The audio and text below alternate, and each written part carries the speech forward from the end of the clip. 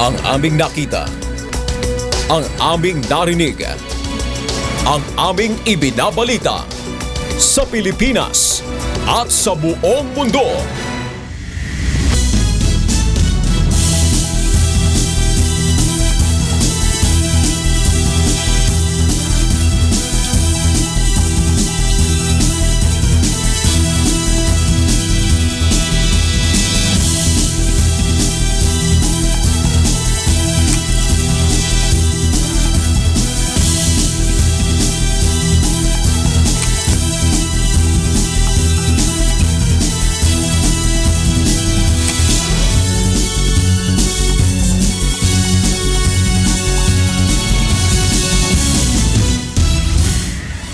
Magandang hapon Pilipinas at sa buong mundo. Sa ulo ng mga balita. Motion for reconsideration ni Senator Grace Poe sa pagkansela ng dalawang dibisyon ng COMELEC sa kanyang Certificate of Candidacy hindi kinatigan ng OnBank. Vice President Jojo Marbinay at Senator Grace Poe nanguna sa pinakabagong survey ng SWS. Bulto ng mga pasahero sa NAIA Terminal 3 inaasahang daragsa ngayong araw. Presyo ng ilang produkto ngayong holiday season bahagyang tumaas. Ngayon po ay araw ng Miyerkules, ika-23 sa buwan ng Disyembre, taong 2015. Tayo po ay sabayang napapanood sa 1,360 satellite monitoring center sa buong Pilipinas at sa buong mundo, gayon din sa ating live streaming sa untvweb.com. Una sa ating mga balita ngayong hapon. Dagsa pa rin ngayong araw ang mga pasahero na uuwi sa probinsya sa Araneta Bus Terminal habang dalawang bus driver naman ang nagpositibo sa drug test ng LTFRB. Mula sa Araneta Bus Terminal, ito ang balita ni Mon Locson, live. Magandang hapon, Mon. June sa ngayon ay nasa mahigit 9,000 na itong mga tao rito sa Araneta Bus Terminal at mamaya ayon sa Araneta Bus Terminal inaasahan na marami ito kumpara daw nung nakaraang taon dahil sa dami din naman ng uuwi ng probinsya. Kaso ang problema, maraming mga delayed na bus ang dumadating dahil napaulat dyan sa may area ng Quezon na kung saan ay merong banggaan kaya nagkokos ito ng traffic at delay sa mga bus na babalik dito sa Metro Manila. Kung makikita mo sa aking likuran ngayon ay dagsa pa rin itong mga tao. Yun nga lang ay marami pa rin yung nakaupo sa gilid dahil puno na rin naman yung waiting area sa loob ng Araneta Bus Terminal. Ang problema din dito ay wala na silang maupuan at yung mga bagahe nila na napakadami ang siyang inilalagay dito mismo sa daanan ng mga tao. Ang pinakamaganda naman dito is yung ngayong araw kasi ay umpisa na itong tinatawag na special permits na ibinigay ng LTFRB sa lahat ng mga city buses. Kaya pwede silang bumiyahe sa probinsya kahit sila ay may prangkisa lamang dito sa loob ng Metro Manila. Ngayon, pa nagkakaroon ng mga bus na delay na dumadating dito o bumabalik dito sa may Cubao area, ay humahatak itong LTFRB na mga bus para may masakyan naman itong mga wala pang ticket. Actually, yung mga naghihintay na nakikita nyo dyan, puro may mga ticket na yan. Meron sila, binigyan sila ng bus company ng mga number na yun yung hinihintay nila na bus na dadating at doon sila sasakay. So sa ngayon, karamihan daw ng mga bus ay delayed. Ang nagiging problema is yung traffic sa EDSA, lalo na sa Southern Luzon na kung saan doon sa area ng Quezon Province ay nagkaroon ng aksidente. Ayon yan dito sa ating Araneta Bus Terminal Management, may aksidente sa area ng Quezon Province kaya nagkakaroon ng delay at medyo natatraffic ang mga bus na makabalik dito rin sa may area ng Cubao. Isa pa, marami dito sa mga kababayan natin, karamihan mga chance passenger dahil yung mga bus company o yung mga bus operator dito, nakausap natin kanina, karamihan ng kanilang mga biyahe ay fully booked na. Karamihan ng mga fully booked na biyahe ay yung biyaheng Quezon, biyaheng Bicol at yung biyaheng Iloilo. Yung Tacloban, particular yung dyan sa may Samar at sa may Leyte ay hindi pa naman masyadong fully booked. Pero sapalaran pa rin ang pagbili ng ticket dahil napakadami nga itong ating mga kababayan dito ngayon sa may Araneta Bus Terminal. At hindi lang yan, napadaan kami dyan sa may area ng Cubao na kung saan itong mga biyahe naman na panorte, napakadami din ngayon ng mga kababayan natin ang sumasakay naman ng mga bus going naman sa north, particularly dyan sa may Baguio, Pangasinan, Tarlac at dyan sa may area ng norte na kung saan marami talaga yung magbabakasyon. Isa pa, June, kanina ay may nagpositibo na 2 bus driver na nagpositive dun sa drug test na sinasagawa ng LTFRB. Bali sa ngayon, ang ginawa ng LTFRB ay dinala sila sa pinakamalapit na ospital. Iyan ay dyan yan sa may East Avenue para kunin naman sila ng tinatawag na confirmatory test. Dito kasi malalaman kung talagang meron sila sa katawan nila na trace ng anumang shabu, marijuana o anumang pinagbabawal na gamot. Pag nag-positive sila dyan sa test na gagawin sa East Avenue Medical Center, ay dadali naman sila sa pinakamarapit na presinto upang maimbestigahan at mausisa hinggil dyan sa kanilang test na sinagawa sa kanila. So, ang problema nga lang dyan ay yung ating mga kababayan sana nagtatanong, matutuloy ba yung kanilang biyahe kapag yung mga driver ay nag-positive sa test? Ayon naman sa mga bus company, naghanda sila ng mga relyebo o yung mga sasalo kapag merong mga bus driver na nag-positive dun sa drug test. Kaya tuloy pa rin yung biyahe, yun nga lang, maraming mga delayed at inaasahan nga maya-maya pa ay dadami itong mga tao na uuwi ng probinsya. Mga 12,000 ang estimate ng Araneta Bus Terminal Management dito sa Dagsa o bulto ng mga tao dito sa terminal. So yung latest mula dito sa may Araneta Bus Terminal sa Cubao, balik sa Jude. Mon, may tanong lang ako sa iyo. Di ba yung 2 driver ng bus dadalhin sa pinakamalapit na presinto? Ang tanong dito, wala namang anumang procedure. Sila ba nadaan na sa inquest proceeding? Kasi wala namang korte ngayong araw. Sa December 29, half day. Ibig sabihin ba yung holiday nila doon sila sa presinto?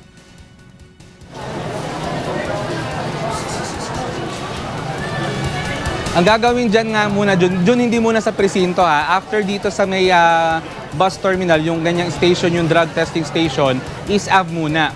Ngayon, merong confirmatory test para malaman.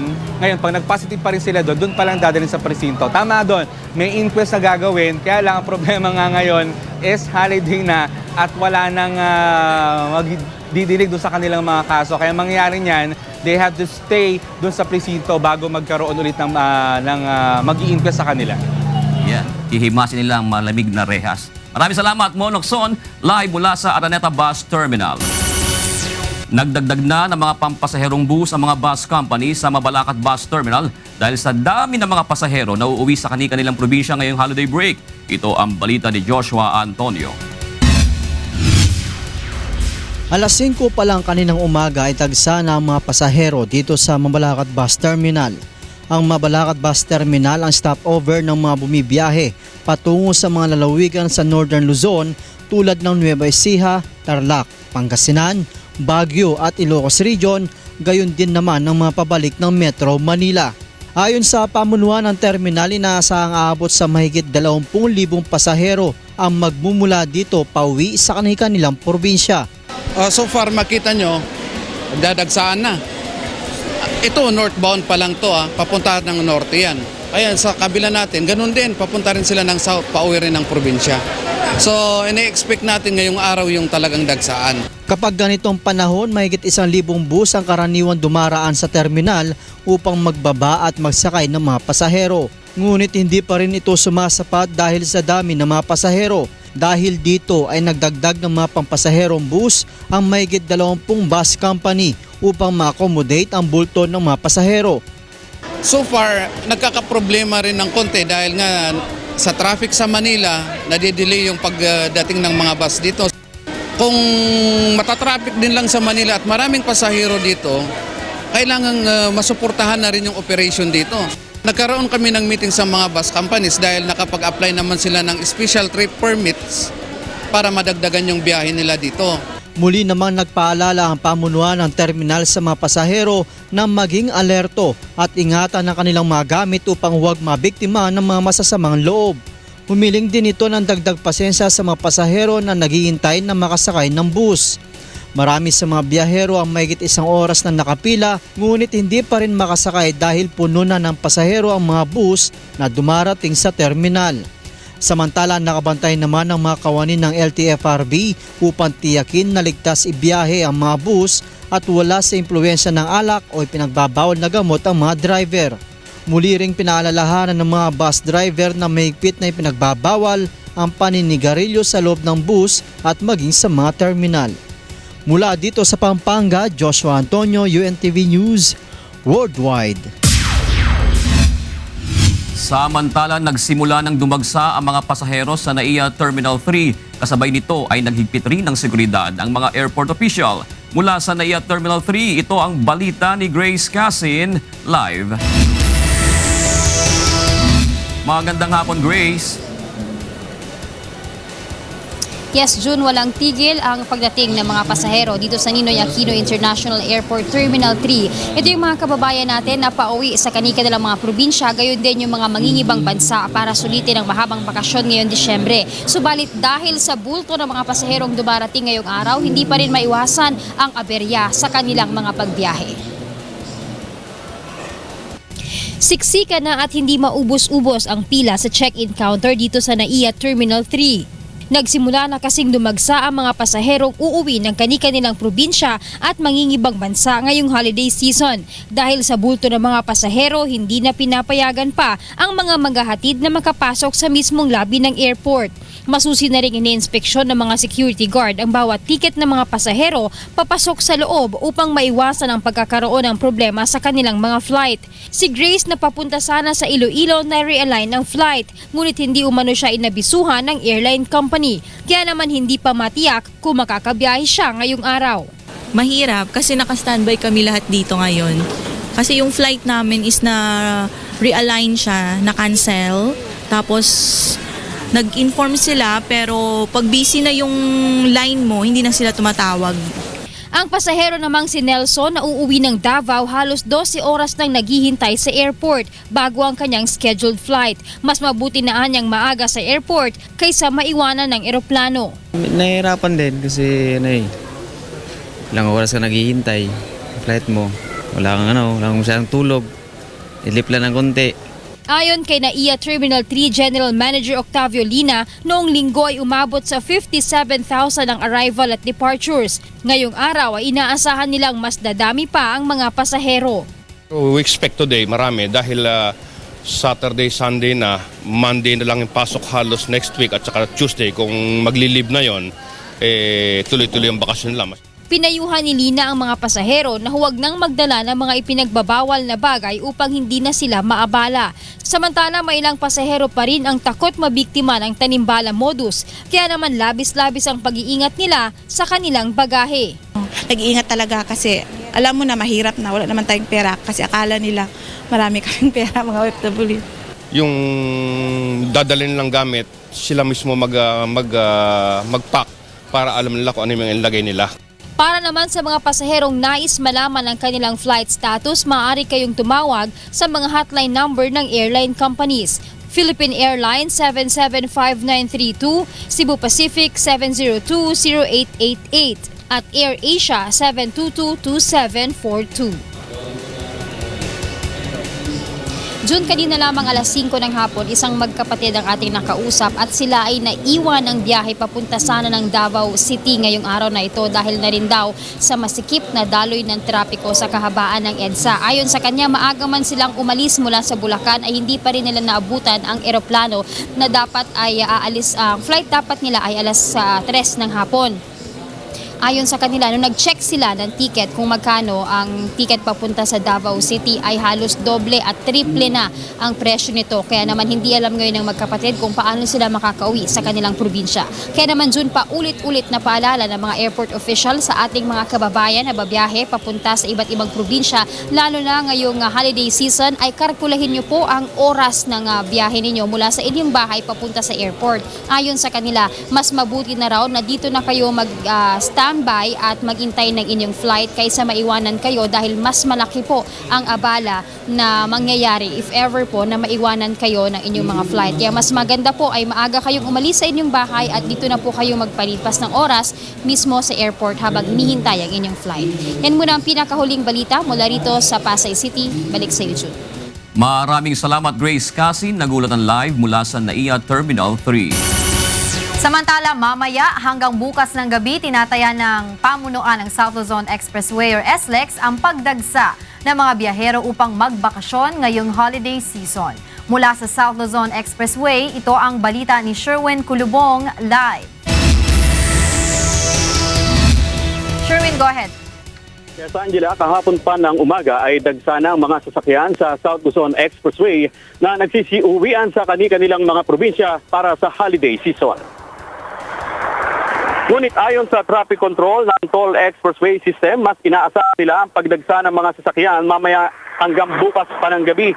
Sa ngayon, light to moderate traffic pa ang nararanasan sa lahat ng toll plaza sa SLEX, maliban na lang sa Calamba southbound at Ayala Toll Plaza na patungo at palabas ng Santo Tomas, Batangas. Mayroon namang mga ambulant teller na naka-assiste sa mga toll plaza na biglang nagbi-build up ang mga sasakyan upang umasiste sa mga motorista. Samantala, Angela, patuloy naman ang paalala ng pamunuan ng South Luzon Expressway sa mga biyahero na mag-ingat sa pagmamaneho at tiyaking nasa kondisyon palagi ang ginagamit na sasakyan. Sa tala ng traffic control, simula kaninang alas 6 ng umaga, mayroon ng 2 minor accident at 17 na mga nasiraan ng sasakyan sa SLEX. Karaniwang nagiging problema ng mga bumibiyahe ay nag-overheat at napaplat ang gulong ng mga sasakyan. Sakaling magkakaroon naman ng problema, Angela, ang ating mga motorista na bumabaybay sa SLEX ay maaari silang tumawag sa SLEX hotline na 0917-6877-539.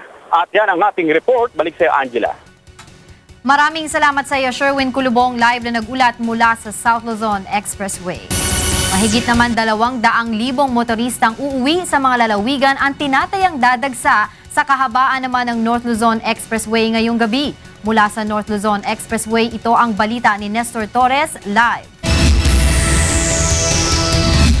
Nestor? Yes, magandang gabi, Angela. Patuloy ngayong binabantayan ng pamunuan ng North Luzon Expressway ang mabigat na trapiko dito sa NLEX.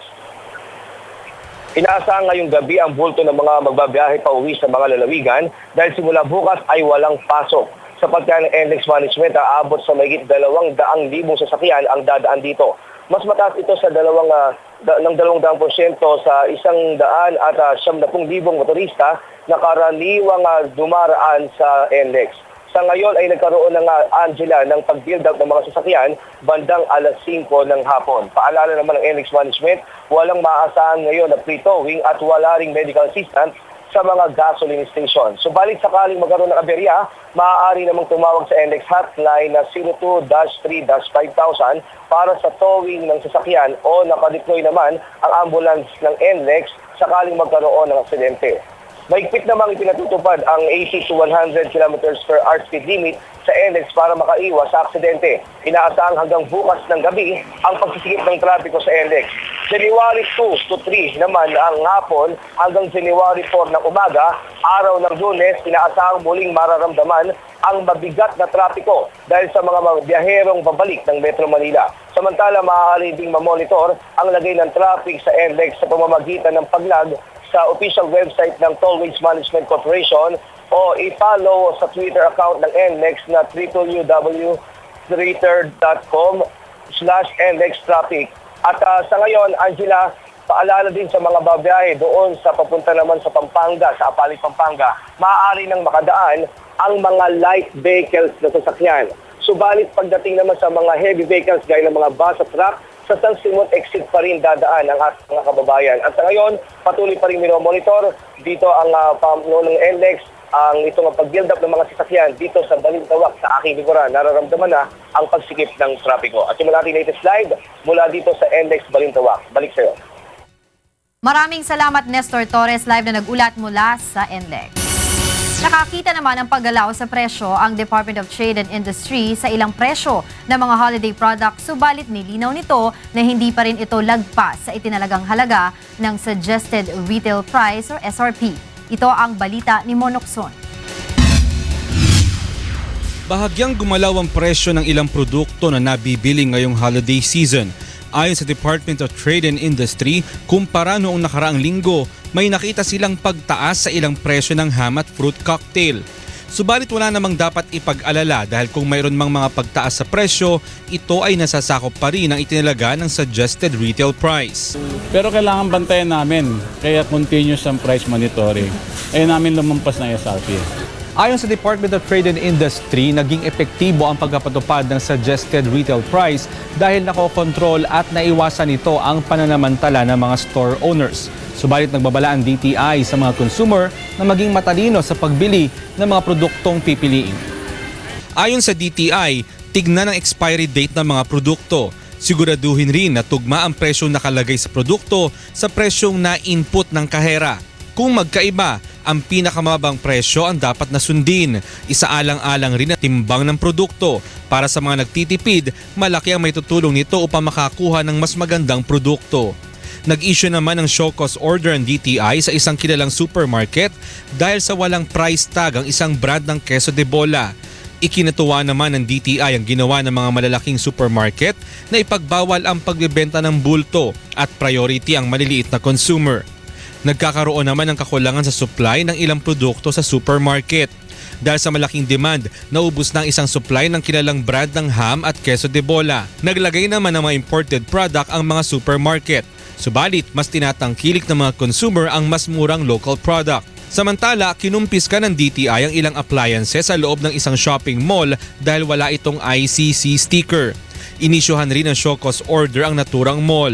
Sisirahin, pipisonin.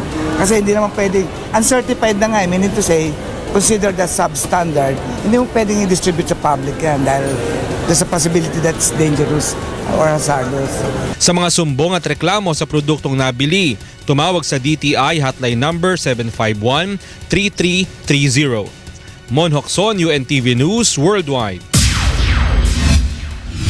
Nagbabala na ang pamunuan ng Philippine National Police o PNP na agad tatanggalin sa serbisyo ang sinumang pulis na mahuhuling magpapaputok ng baril ngayong holiday season. Ito ang balita ni Lea Ilagan. Hindi magdadalawang isip ang pamunuan ng Philippine National Police na tanggalin sa serbisyo ang sinumang tauhan nito na mahuhuling magpapaputok ng baril ngayong holiday season. Ito ang sinabi ni PNP Chief Police Director General Ricardo Marquez bilang babala sa mga pulis na trigger happy. Pag nahuli sila, they will be dismissed from the service. I don't think, meron tayong firing range. They might as well just go to the firing range and remove that itchiness in from their fingers. Iginiit pa ng general na hindi dapat ginagawa ng isang law enforcer ang illegal discharge of firearms dahil masama itong halimbawa sa isang inaasahang tagapagpatupad ng batas. Base sa tala ng PNP, umabot sa 8 pulis ang naaresto noong December 2014 hanggang January 2015 dahil sa illegal discharge of firearms. Mas mataas ito sa 5 naitala noong December 2013 to January 2014. Gayunman, naniniwala si General Marquez na kung hindi man tuluyang mawala ay mababawasan na ang pulis na magpapaputok ng baril dahil natuto na ang mga ito. I think our people have learned some lessons. Our commanders know how to go about this, the operations against this. So hopefully, mas mapababa pa natin yung incident na yun. Noong December 14, nagsagawa na ng muzzle taping ang mga pulis sa Campo Crame at sa iba't ibang rehiyon sa bansa bilang simbolo ng pagbabawal ng pagpapaputok ng baril o illegal discharge of firearms ngayong holiday season. Lea Ilagan, UNTV News, Worldwide. Binisita ni Pangulong Benigno Aquino III ang mga lugar na sinalanta ng Bagyo Nona, partikular na sa Northern Samar at Mindoro. Mula sa Pinamalayan, Oriental Mindoro, itong balita ni Nel Maribohok, live. Nel? Monica, nagsagawa ng aerial inspection si Pangulong Aquino sa Northern Samar at Mindoro upang makita ang lawak ng pinsala na nagdaang Bagyo Nona. Kinamusta naman ng Pangulo ang mga pamilyang naapektuhan ng bagyo dito sa Pinamalayan, Oriental Mindoro. Dito ay nabigay siya ng mga relief goods at medical assistance.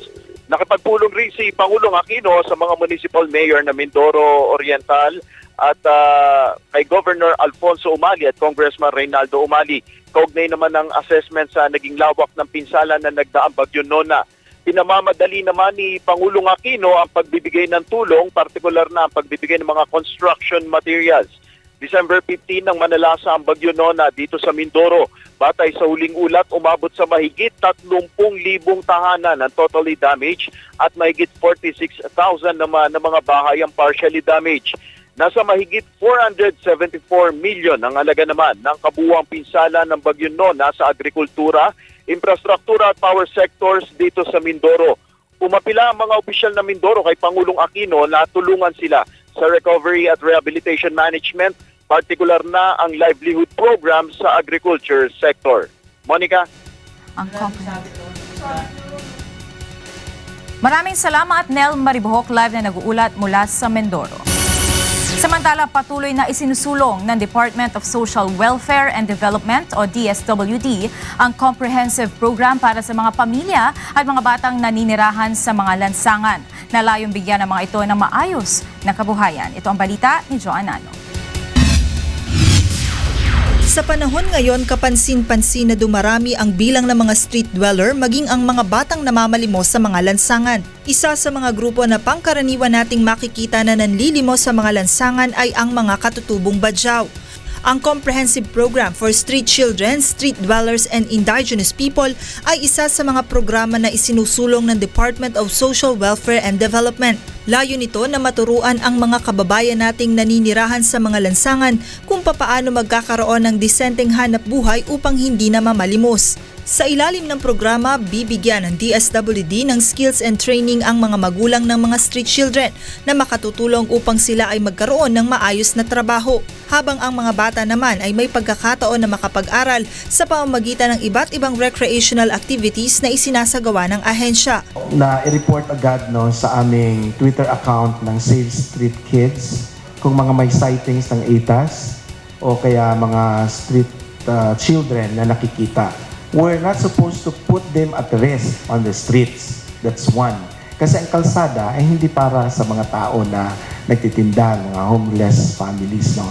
Kaya ang tugon ng ahensya, i-respondihan to, mag-reach out tayo sa pagtulungan sa local government units. Sa tala ng DSWD, simula 2011 hanggang 2015, tinatayang nasa halos 5,000 street children na ang nabigyan ng educational assistance ng ahensya, kung saan mahigit 2,000 sa mga ito ay pawang mga badyaw. Kaugnay nito, muli namang humingi ng kooperasyon ang DSWD sa ating mga kababayan na ipagbigay alam sa kanilang tanggapan sakaling may makita na mga namamalimos sa mga kalsada, partikular na ang mga bata. Paliwanag ng DSWD, sa halip na bigyan ng pera ang mga namamalimos sa lansangan, mas makabubuti kung ipagbibigay alam na lamang ito sa kanilang tanggapan upang mabigyan ng mas angkop na tulong na kanilang kinakailangan. Sa kasalukuyan, nakapagpatayo na ang kagawaran ng nasa 69 na mga activity center kung saan dito ginaganap ang mga skills training.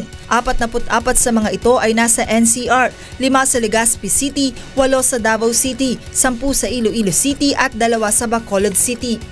Katuwang ng DSWD sa proyektong ito ang mga lokal na pamahalaan kasama ang ilang non-government organizations. Kumpiyansa ang kagawaran na sa pamamagitan ng mga ganitong programa ay madadagdagan pa ang bilang ng ating mga kababayan na matutulungang maiangat ang antas ng kanilang pamumuhay. Joan Nano, UNTV News Worldwide. Humihiling ng humanitarian consideration ng grupong karapatan upang mapalaya ang isang political prisoner na naoperahan sa puso at kasalukuyang nako-confine sa Special Intensive Care Unit ng Philippine Heart Center. Ito ang balita ni Roderick Mendoza. Dumulog sa Department of Justice ang grupong karapatan Southern Tagalog upang hilingin na palayain na ang isang political prisoner matapos itong maoperahan sa puso. Inatake sa puso ang political prisoner na si Eduardo Serrano nitong December 16 habang nasa loob ng kanyang detention cell sa Camp Bagong Diwa. Sumailalim ito sa operasyon noong Biyernes at kasalukuyang nasa ICU ng Philippine Heart Center. Ang panawagan namin ay yung kagyat na mapalaya si Eduardo Serrano matapos niyang makarecover at gumaling sa Philippine Heart Center. Siyempre, ayaw naman na namin siyang mapabalik sa jail dahil nga sabi nga ng doktor, below 50% na yung heart ng kanyang function. So anytime pwedeng second heart attack niya ay mamatay na resulta ng pagkamatay. leader ng mga magsasaka at isa sa mga consultant ng naunsyaming peace talks ng gobyerno at National Democratic Front si Serrano. 11 taon na itong nakakulong matapos mapagbintangang siya si Rogelio Villanueva na nahaharap sa mga kasong kidnapping at attempted murder. Nitong Oktubre, pinawalang sala ng Quezon City Regional Trial Court si Serrano matapos mapatunayang hindi siya ang akusadong si Rogelio Villanueva. May 2 pang kaso laban kay Serrano, ngunit tiwala ang grupong karapatan na mapapawalang sala rin ito. Hiling ng grupo na mabigyan ng konsiderasyon si Serrano gaya ng konsiderasyong nakuha ni Senador Juan Ponce Enrile at dating Pangulong Gloria Arroyo. Samantalang yung mga nagnakaw ng kaban ng bayan, nagnakaw ng pondo ng mamamayan, ay nabibigyan ng provecho o yung na sila ay ma-house arrest, makapilang yung kanilang mga pamilya.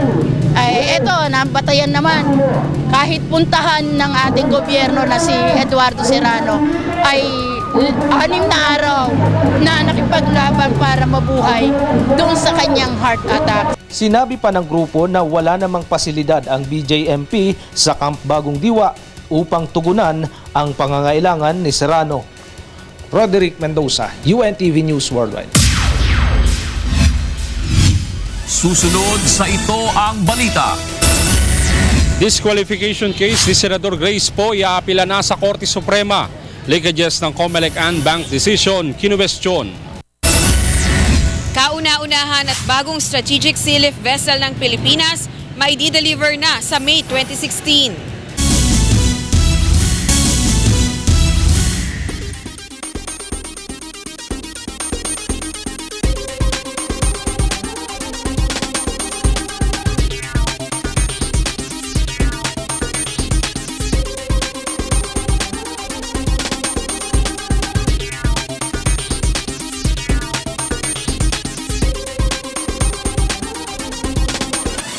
Sa pagpapatuloy ng Ito ang Balita, nagtay si Vice President Jejomar Binay at Senator Grace Poe sa pinakabagong presidential survey ng SWS. Ito ang balita ni Darlene Basingan. Kapwa nanguna sa pinakabagong Social Weather Station Survey sina Vice President Jejomar Binay at Senator Grace Poe. Lumabas sa resulta ng survey na isinagawa noong December 12 to 14 na parehong nakakuha ng 26% sina Vice President Binay at Senator Poe. Sinundan naman ito ng Liberal Party Standard Bearer Mar Rojas na may 22%, Davao City Mayor Rodrigo Duterte 20% at Senator Miriam Defensor Santiago 4%. Nakakuha naman ng 0.1% si Rizalito David habang 0.04% naman ang kay dating PCGG Chairman Camilo Sabio. Labis sa maikinatuwa ng kampo ng mga Binay ang resulta ng survey. Batay sa pahayag ng tagapagsalita nitong si Attorney Rico Quicho, patunay lang ito na nakikita ng publiko ang mga pagsisikap at commitment ng pangalawang Pangulo. Positibo rin ang reaksyon ni Senator Grace Poe sa kabila ng mga kinahaharap na balakid sa kanyang kandidatura.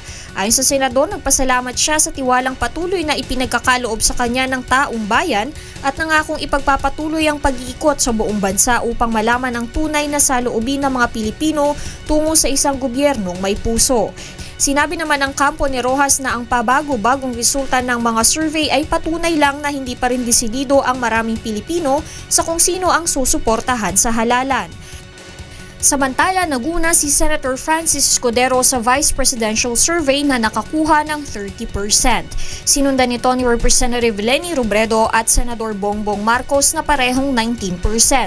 Habang si Senator Cayetano ay 17%, Hunasan 8% at Trillanes 5%. Nananatili namang number 1 choice bilang senador si Senator Vicente Soto III na sinundan ni na Senator Ralph Recto at dating Senador Francis Kiko Pangilinan.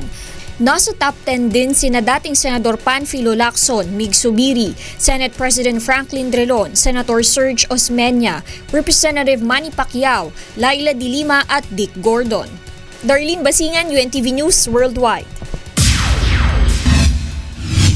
Sa iba pang balita, sinabi ng Office of the Presidential Advisor on the Peace Process o OPAP na walang irregularidad sa paggamit nito ng mga rental vehicle upang gumawa ng official functions nito. Ito'y matapos questionin ng Commission on Audit ang paggamit ng OPAP ng rental vehicles noong 2014 sa halagang mahigit 45.3 million pesos ng walang authorization at gamit umano ang ilang kaduda-dudang dokumento.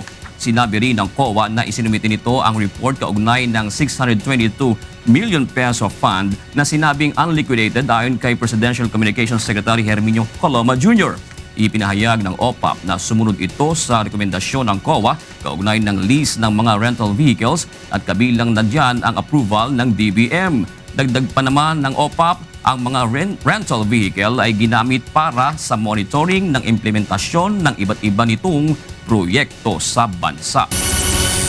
Wala namang nakuhang conviction ngayong taon ng Bureau of Internal Revenue o BIR sa isinampan nitong mga kaso laban sa mga hinihinalang tax evaders. Sa mahigit 400 reklamo na isinampan ng BIR mula July 2010 hanggang sa kasalukuyan, mahigit 300 dito ang nananatiling nakabinbin sa Department of Justice, habang mahigit 60 na po naman ang nakabinbin sa Court of Tax Appeals at mababang mga korte.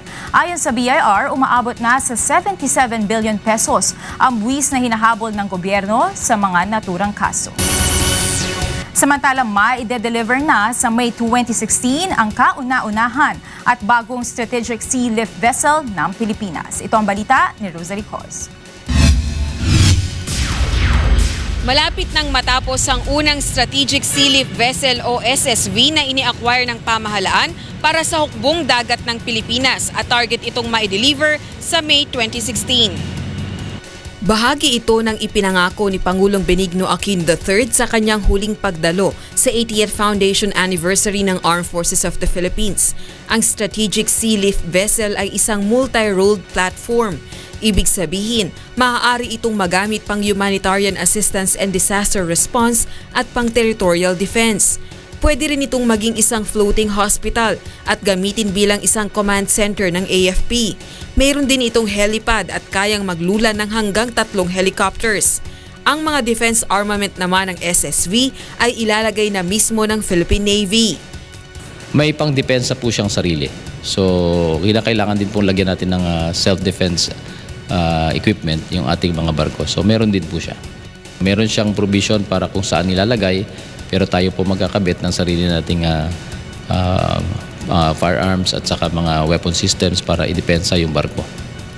May 2 inisyal na order ng SSV ang Pilipinas sa Indonesia sa halagang 3.87 billion pesos at bahagi pa rin ito ng pondo para sa AFP Modernization Program. Ang ikalawang SSV ay target na makuha sa 2017 o 2018. Ayon naman kay Colonel Padilla, maaari pang madagdagan ng acquisition ng strategic sea lift vessel. Kung magkakaroon po ng magandang assessment ito, pag ginamit na natin, maaari pa nating dagdagan ito para naman sa ganon, madami pa tayong matulungan pag may mga disasters. Rosalie Cos, UNTV News, Worldwide.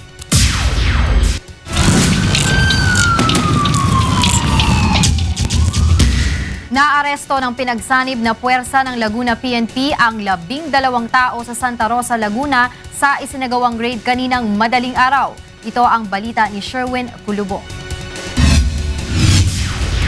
Pinangunahan ng Santa Rosa Police Regional Public Safety Battalion, Laguna Provincial Police ang raid kaninang 1:00 ng madaling araw sa Barangay Dita, Santa Rosa, Laguna.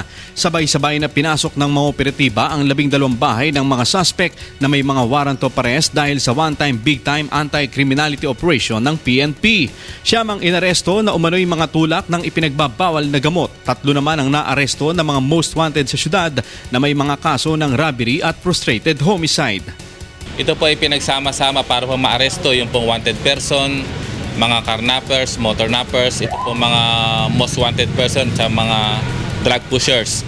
So kung makikita nyo po, ito po yung mga nahuli natin for one-time na operations natin.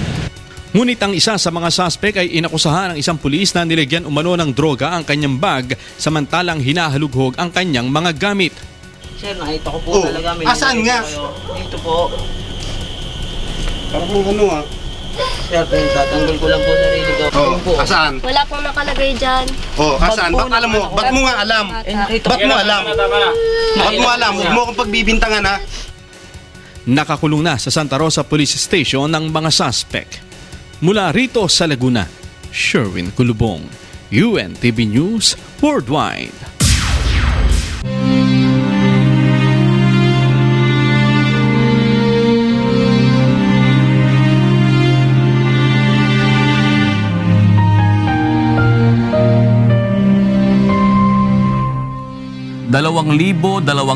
at 21 araw na po ang nakalipas mula nang maganap ang malagim na Maguindanao Massacre. Ngunit hanggang ngayon ay naghahanap pa rin tayo ng katarungan sa mga biktima ng malagim na krimen. At sa tila madilim na hinaharap ng kaso, hindi po bibitiw ang UNTV sa labang ito hanggang makamit ang katarungan hindi lamang para sa aming 4 na kasamahan, kundi sa lahat ng mga biktima ng karumal-dumal na pamamaslang. Susunod sa Ito ang Balita. Pagpapalakas ng turismo sa Ormoc City, tututukan ng lokal na pamalaan. Wet cave sa Danasan, Cebu. Dinarayan ng mga turista dahil sa kakaibang thrill at adventure.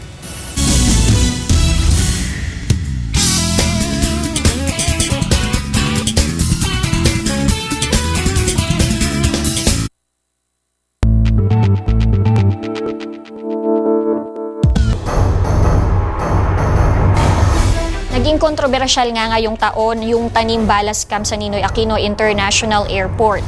At itong September nga napabalita ang ilang tauhan ng NAIA na di umano'y naglalagay ng bala sa bagahe ng mga pasahero nila.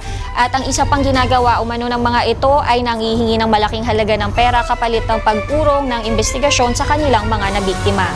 At ang ibang biyahero dahil nga sa takot nila na mabiktima nito ay ginawa nila binalutan nila ng plastic o cling wrap ang kanilang mga bagahe. You're walking around the airport, you sit down in a restaurant, or umupo tayo dun sa lounge. Medyo minsan, yung iba, inaantok, nakakatulog, napabayaan yung bag.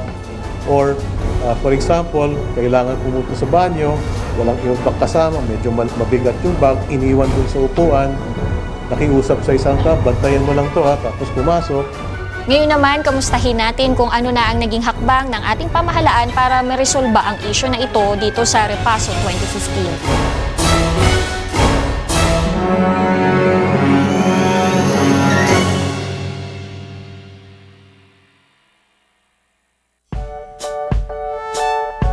2015. Luma na? Opo, tay. Alam mo, kung pipili ka ng kapalit niyan, dapat yung mas matibay. Maaasahan mo, umulan man o umaraw. Pero di ba tay, pare-pareho lang po yung mga sapatos? Hindi anak. Pare-pareho man silang pangsapin ng paa, magkakaiba ng katangian ng mga yan. Kaya nga dapat, matuto kang pumili.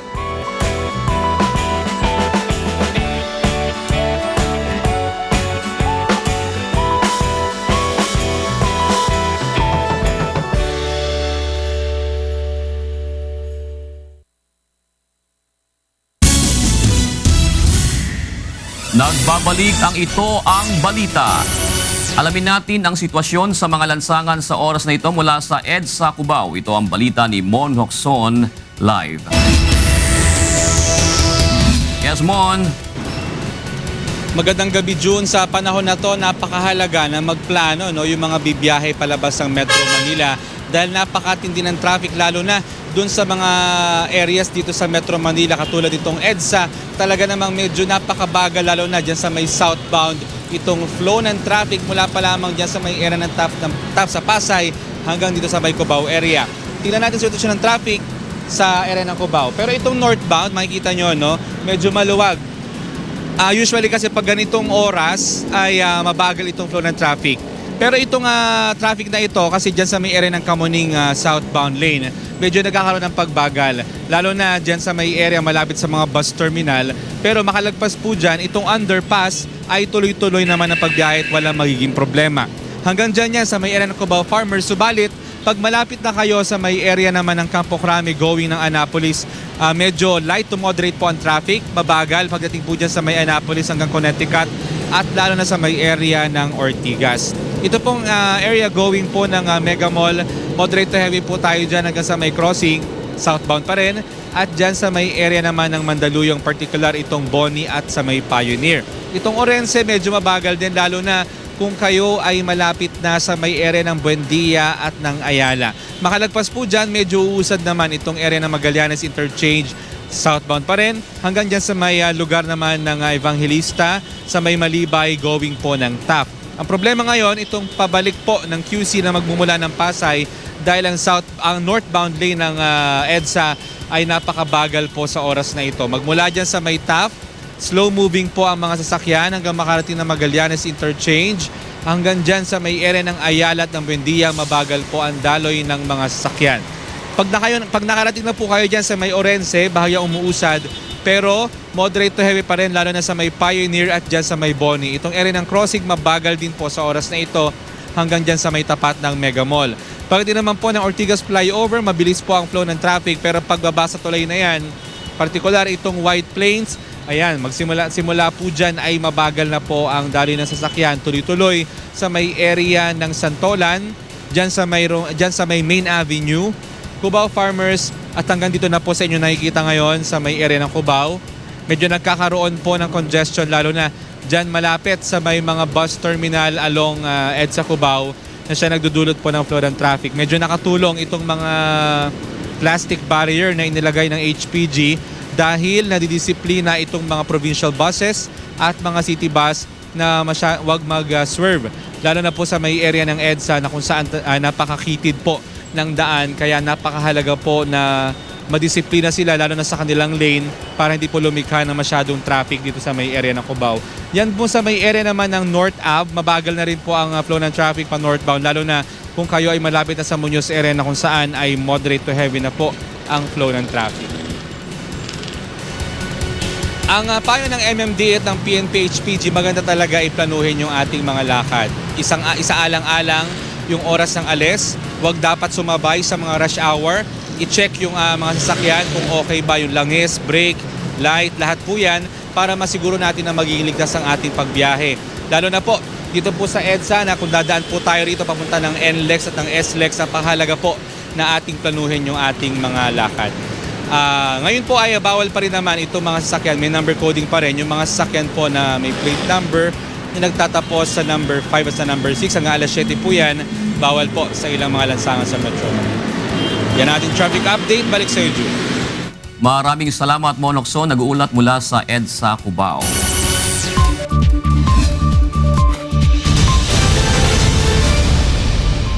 Alamin po natin ang latest sa lagay ng panahon mula kay Ray Pelayo na nasa UNTV Weather Center. Ray, meron bang namumuong sama ng panahon na makakaapekto sa bansa?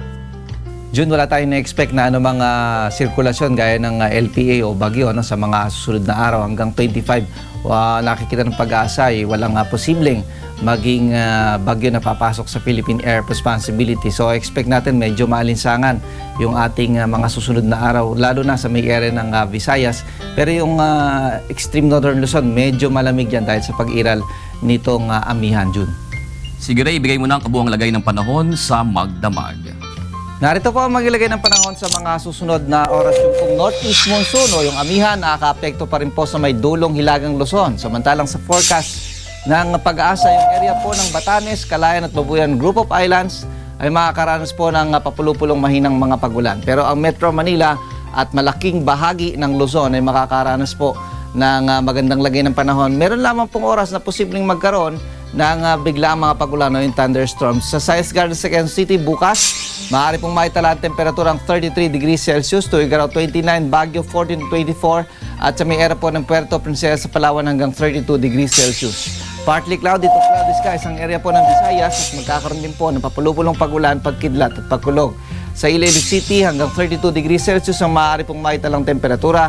Metro Cebu 31 and 30 dito po sa may area ng Tacloban City. Ang Mindanao area po, makakaranas din ng bahagyang maulap hanggang sa maulap na papawirin at magkakaroon po ng isolated thunderstorms. Sa Cagayan de Oro City, 31 degrees Celsius ang maaari pong maitalang temperatura, 33 sa Metro Davao at sa Zamboanga City hanggang 33 degrees Celsius. Ang ating pong sunrise, 6:17 a.m. at ang pong sunset, 5:33 p.m. Yan ang ating ulat panahon. Umulan man po't umaraw, huwag nating kalilimutang pasalamatan ang Diyos na lumalang. Balik sa inyo dyan, studio. Salamat Ray Pelayo, nag-uulat mula sa UNTV Weather Center. Sa iba pang balita, hindi pinaboran ng COMELEC on Bank ang mosyon ni Senator Grace Poe upang baligtarin ang desisyon ng 1st and 2nd Division ng COMELEC na nag-uutos na ikansela ang kanyang Certificate of Candidacy o COC sa pagkapangulo. Ito ang balita ni Victor Cusare. Kinatigan ng COMELEC on Bank ang desisyon ng COMELEC 1st and 2nd Division na nagsasabing dapat kansilahin ang Certificate of Candidacy sa pagkapangulo ni Senator Grace Poe. Kaugnay sa motion for reconsideration ni Poe sa ruling ng 1st Division, 5 commissioner ang bumoto pabor sa pagkansela sa COC ni Poe, habang hindi naman paborito sina COMELEC Chairman Andres Bautista at Commissioner Christian Robert Lim.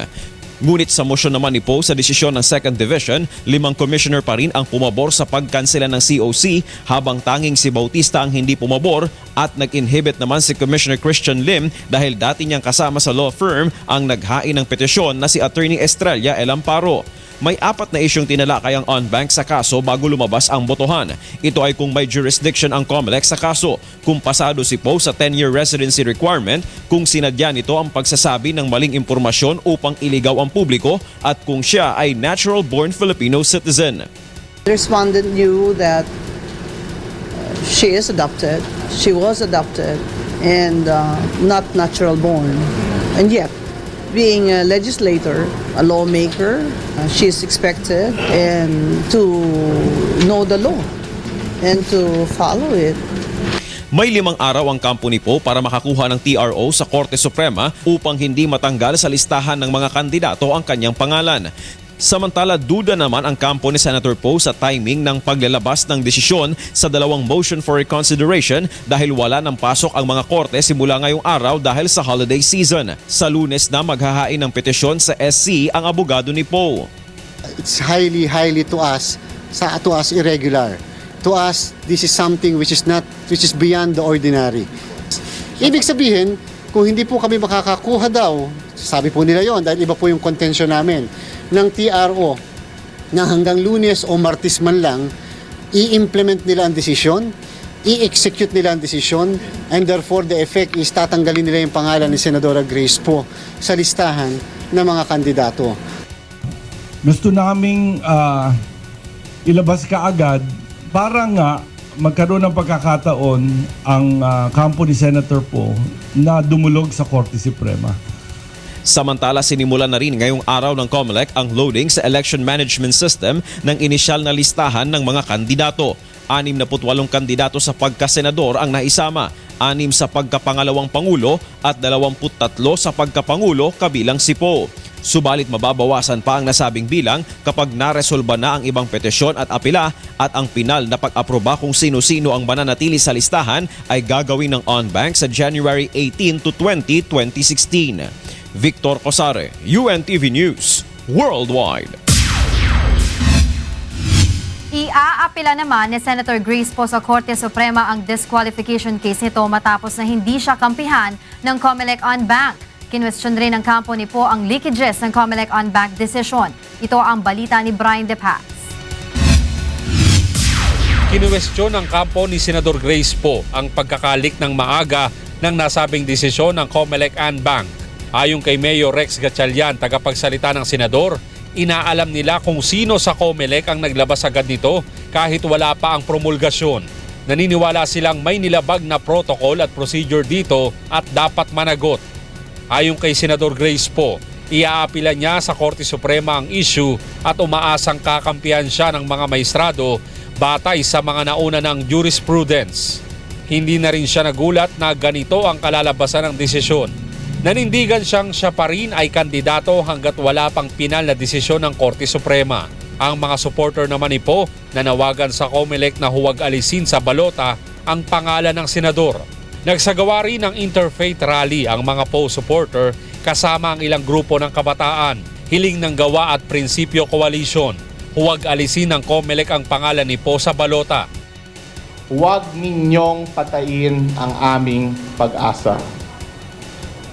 Minamahal naming mga commissioner, panatilihin niyo po ang pangalan ni Senadora Grace Poe sa balota. Ayon sa kampo ng senador, gipit man sila sa panahon, ay isasantabi muna nila ang kanilang bakasyon upang maasikaso ang kanilang petisyon na ihahain sa Korte Suprema laban sa desisyon ng Comelec and Bank. Brian De Paz, UNTV News Worldwide.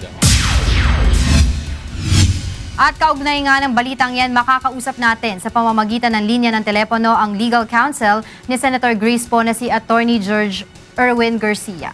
Attorney George, magandang hapon sa iyo. Magandang gabi, Angel, at magandang gabi sa mga nanonood at nakikinig sa atin. Yes, Attorney George, dahil nga sa schedule ngayon at holiday season, alam natin ang schedule ng Supreme Court ay hindi ito tuloy-tuloy. Ano ang gagawin ng kampo ninyo, Attorney George, kung sakaling hindi kayo makakuha ng TRO within 5 days? At kung kayo naman ay makakuha ng TRO within 5 days, kayo ba ay sa tingin mo ba ang Supreme Court ay magbibigay ng special consideration given the urgency of the case? Una, kami ay magpa-file sa lunes ng petisyon sa Korte Suprema. Sa totoo nga lang, pwede ko nga hindi tanggapin sana yung kopya ng desisyon kanina. Pwede nga ako magsarado na lang ng opisina. Talaga namang sarado ng opisina halos lahat ngayong araw ng Miyerkules. Pero kita niyo po, tinanggap ko pa rin. Bakit? Sapagkat gusto ko po mapabilis ang proseso, ayaw po nating madelay ito. Ang problema nga lang po, tinanggap po ang desisyon, subalit wala naman pong Korte Suprema mula ngayong araw hanggang sa linggo po. Sa Lunes, sinasabi po nila kinakailangan makakuha kami ng TRO, kung hindi tatanggalin yung pangalan namin sa listahan. Isipin niyo po naman yung kagipitan na binigay nila sa amin. Lumalabas po kinakailangan hanggang Lunes makakuha kami ng TRO. Sa Lunes pa lang po kami magpa-file ng aming petisyon. Mukha naman pong napaka-imposible makakuha kagad ng TRO sa araw ng Lunes. Kahit magkaganon, kami naman naniniwala pa rin, baka naman sakaling hanggang Martes makakuha kami ng TRO. Kaya lang po, dahil nga ngayon ay bakasyonan, Angel, di walang tulugan, wala mo ng bakasyonan, wala mo ng saya-saya, kinakailangan concentrate muna sa paggagawa ng petisyon. Attorney G, according din sa spokesperson ni Senator Grace Poe na si Mayor Rex Gatchalian, sila ay yung kampo ay kung may question sa naging timing nitong desisyon ng Comelec on Bank at sinasabi rin nila kung bakit nga daw nagkaroon ng leakages ang desisyon ng Comelec. Alam mo, kami naman sa simula pa lang sinasabi namin, hindi na ganun kataas ang aming paniniwala na kami kakampihan pa ng Comelec and Bank. Sapagkat yung naging desisyon ng mga members ng division, alam naman po natin na against na sa amin, so ano pang i-expect mo sa N-Bank? Okay po yun, sapagkat yun po yung parte ng proseso eh. Ang hindi po namin mapaniwalaan hanggang ngayon kami talaga naman napag-iisip-isip kami, bakit naman nilabas ng Comelec ito sa araw na ito, samantalang pwede naman nilang ilabas noong nakaraang linggo na bukas ang Korte Suprema, o kaya naman sa isang linggo na bukas ang Korte Suprema. Ngayon po practically yung susunod na 5 araw useless po ito sa amin, sapagkat wala po kaming Korte Suprema na mapupuntahan. Gustuhin man po namin na pumunta bukas sa Korte Suprema para manalangin at humingi ng TRO. Wala naman po kaming Supreme Court na mabubuksan at kakatukin bukas. Kaya po ito, ang sinasabi namin, maliban doon sa timing, maliban doon sa isipin nyo, nagkaroon ng leakage kahapon, hindi naman masabi kung sino ang ng komisyon, kung sino ang nagsabi noon. Pero po, sa lahat ng pahayagan ngayon, television, kami po ay disqualified na kahapon pa lang. Attorney G, sinabi ng inyong kampo rin na kayo ay gagawa ng investigasyon kung sino nga ang may kinalaman ng paglabas nitong Comelec decision before the promulgation. Kayo ba ay magsasampa ng reklamo? Tama po yan kapag nalaman talaga namin kung sino ang mga responsible at bakit nila ito ginawa. Alam niyo po, kung makikita niyo rin yung timing. Ngayong araw na ito, pinangako ng Comelec na ilalabas nila ang opisyal na listahan ng mga kandidato. At base sa news item kanina, ay sinabi naman talaga ang pangalan ni Senadora Grace Poe ay kasama sa listahan. Isipin niyo po ang nangyari. Kasama sa listahan ng pangalan niya ngayong araw na ito, tapos kahapon hanggang kaninang umaga, tanggal ang pangalan niya sa listahan. Mukha pong malilito ang ating mga kababayan. Ano po ba talaga ang totoo? Tanggal ba o retain? So yun po yung mga bagay sana na naiwasan kung hindi po nangyari yung ganyan. Sana po, ang pinakamagandang ginawa ng Comelec, nilabas ang listahan ngayon, talaga namang kasama ang pangalan ni Senadora Grace Poe, at pagkatapos sa isang linggo, ilabas nila ang desisyon. So okay lang po yun. Pero ang nangyari po ngayon, na may agam-agam ang mga supporters namin, yung mga naniniwala at mga kababayan natin, talaga bang ang pangalan ni Senadora Grace Poe ay naandyan pa sa listahan ng mga kandidato. Attorney G, tanong ko rin, let's say makakuha nga kayo ng TRO mula sa Supreme Court at mula ngayon hanggang, alam naman natin ang proseso ng Supreme Court, iraraffle itong kaso na to, mula ngayon hanggang sa printing ng ballot sa January 2016, kayo po ba, given gahol na nga tayo sa oras, kayo po ba ay hihingi ng special raffle? Tama po yan. At sinabi naman po ng Supreme Court na ito ay i-treat nila na special case. Kaya kami po ay umaasa na kahit paano sana sa susunod na linggo pagka-file namin, bigla man lang po itong bigyan ng special na attention din. At the same time po, isipin niyo po, ang susunod na en banc ng Korte Suprema, kung hindi ko nagkakamali, parang 3 linggo ng Enero. Kung maghihintay po kami doon, baka po kami pupulutin na lang sa kangkungan. Ang maganda naman po lang dito, ang punong mahistrado o ang Chief Justice ng Supreme Court by herself ay pwedeng mag-aksyon hanggat wala pa ang buong kabuuan ng Korte Suprema. So hopefully po, baka sakali na ang ating punong mahistrado ay makikinig sa amin at siya mismo ay mag-issue ng TRO at pakinggan po ang aming hiling. Attorney G, kamusta naman ngayon si Senator Grace Poong? Medyo sunod-sunod ang mga hindi magagandang balita sa kanya. Una nga itong desisyon ng COMELEC Anbank at tapos ito pang lumabas na recent survey. Kalmadong-kalmado niyang tinanggap ang desisyon na ito. Focus pa rin siya sa pangangampanya at pag-ikot-ikot sa ating mga kababayan. At ang pinaka-importante, sabi niya, may nagtanong sa kanya, bakit hindi ka nakikipag-away? Bakit hindi ka nakikipagsampalan, etc., etc. Isa lang ang sagot niya, kahit makipag-away ako, masasagot ba natin o masosolba natin ba ang problema ng kahirapan sa ng ating mga kababayan? Dapat yun ang ating inaaway, hindi tayo nangaaway ng tao. So kalmado po niyang tinanggap ang lahat ng nangyayari sa kanyang ito sapagkat naniniwala mo naman po siya sa bandang huli, ang Korte Suprema ang magdidesisyon. Okay, maraming salamat sa iyo, Attorney George Erwin Garcia. Patuloy kaming hihingi ng update sa iyo tungkol nga dito sa kasong ito.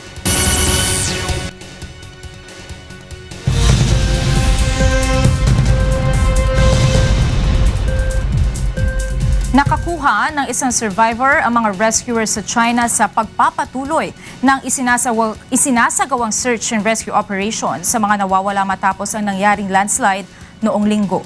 Samantala, 11 ang nasawi sa paglubog ng isang migrant boat sa Turkey. Ito ang balita ni Joan Nano.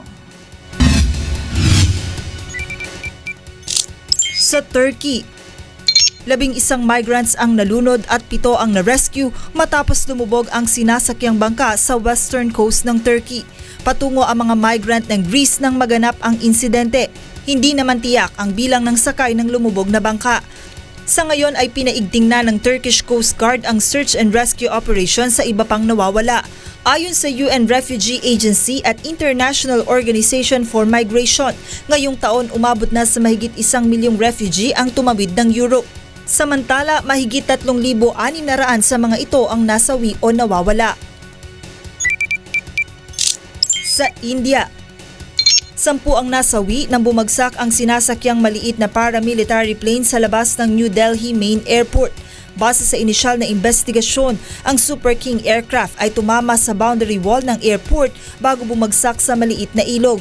Papunta na sana ang eroplano sa New Delhi sa eastern city ng Ranchi kung saan nakasakay ang 8 engineers at 2 piloto.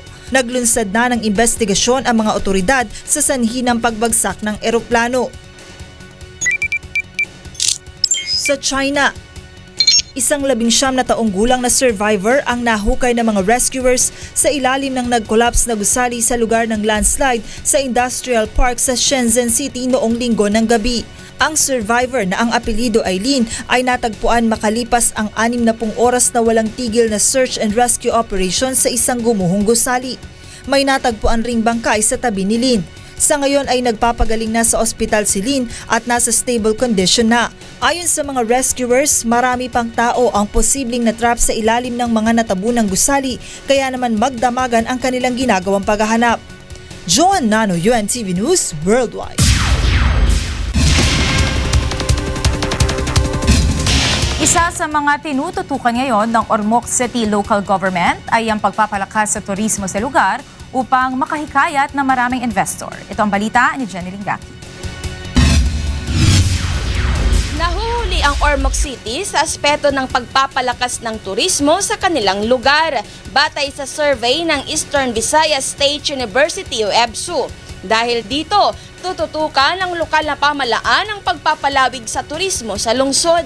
Ayon kay Goody Ipanto, Tourism Officer ng Ormoc City, isa sa mga hakbang na kanilang ginagawa upang mahikayat ang mga investor sa kanilang lugar ay ang paglimita sa mga requirement at mas mabilis sa pagproseso ng mga kinakailangang dokumento upang makapagpatayo ng mga establishmento.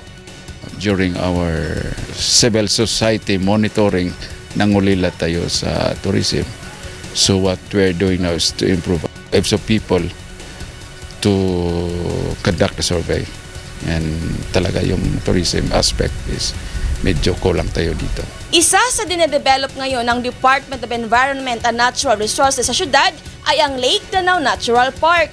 Ito ay hugis gitara na may 2,193 hectares protected eco park. Itinuturing itong preserve area kung kaya ipinagbabawal ng DNR ang mga bangkang dimotor sa lawa. Ilan sa aktibidad na maaaring gawin rito ay ang stand-up paddle, kayakings, hikings kung saan makakakita along the way ng mga wild berries, horseback riding, biking at camping. Meron din ditong floating cottage na maaaring magpasyal sa mga bisita hanggang sa kabilang bahagi ng lawa. At kung napagod naman sa pamamasyal, may inaalok ding traditional massage para sa mga bakasyonista. Kami po yung nag-serve as link doon sa private sector, saka itong mga property owners at saka yung LGU para magkaroon sila ng pag-uusap kung paano nila ipopromote o kung paano nila pagagandahin pa yung kanilang produkto. Sa kasalukuyan, may itinatayong 18-bedroom eco-lodge ang DNR para sa mga pamilyang nagnanais magbakasyon sa lugar.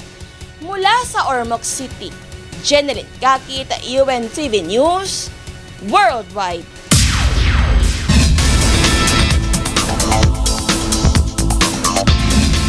Nagsalita na sa harap ng media si Miss Colombia Ariadna Gutierrez matapos ang kontrobersyal na coronation night ng Miss Universe 2015. Nagpasalamat si Ariadna sa lahat ng mga Colombian na sumuporta sa kanya at sinabing lahat ng mga nangyayari ay may dahilan. Natutuwa rin siya sa naging role niya sa Miss Universe. Sinabi din ni Miss Colombia na personal na humingi ng tawad sa kanya ang presenter na si Steve Harvey at ang Miss Universe Organization. Samantala, binati rin ni Gutierrez ang Pilipinas para sa panalo ni Pia Alonso Wurtzbach bilang Miss Universe. Sa Instagram post ni Gutierrez, sinabi nito na marahil sobra ang kaligayahan ng Pilipinas sa panalong ito. Samantala, sa buwan ng Enero, opisyal na magsisimula ang full-time job ni Pia bilang kinatawan ng prestihiyosong Miss Universe Organization. Kabilang dito ang pagsasagawa niya ng global charity work sa iba't ibang bahagi ng mundo, pagpapalaganap ng awareness na siyang abokasya ng title holder, pati na rin ang pagkokorona sa mga iba pang hinihiranging national title holder. Sa mga naghahanap naman ng magandang mapapasyalan ngayong holiday season, silipin natin ang pinagmamalaking kuweba sa Danasan, Cebu. Ito ang balita ni Brian Evangelista.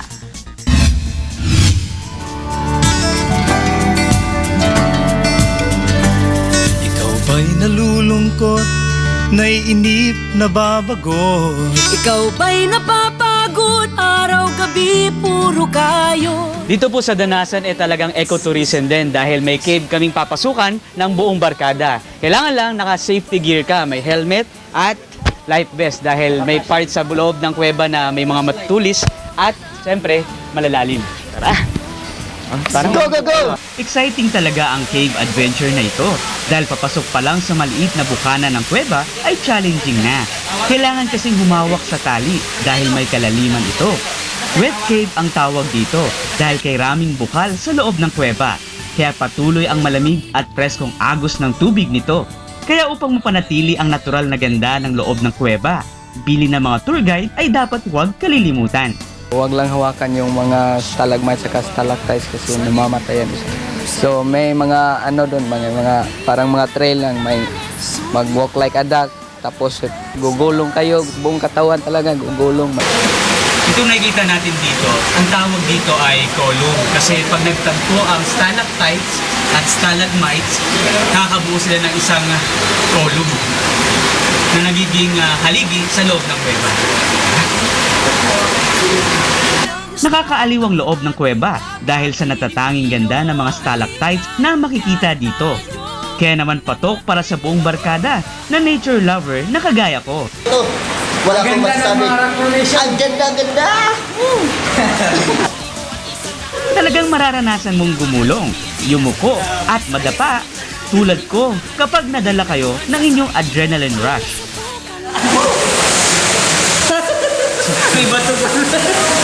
Kaya dapat pala dito pagpapasok dahan-dahan na. Alam niyo bang mahalaga ang mga kuweba? Hindi lang sa mga hayop na naninirahan dito, tulad ng mga paniki, kundi nagamit din ang mga kuweba bilang proteksyon ng mga sinaunang tao laban sa iba't ibang kalamidad. Katunayan, ang mismong Dead Sea Scrolls na pinakamatandang kopya na siyang bumubuo sa Biblia natin ngayon ay natagpuan din sa kuweba ng Qumran sa Israel. Mas stable kasi ang loob ng kuweba dahil karaniwang nasa ilalim ito ng lupa o natatago sa loob ng mga kabundukan. Tumagal kami ng halos 1 oras habang binabaybay ang loob ng kuweba at naligo din kami kung saan umaagos ang bukal sa loob ng kuweba. Kaya naman sinamantala rin naming magpakuha ng litrato upang ma-preserve ang masayang karanasan sa Danasan Cave.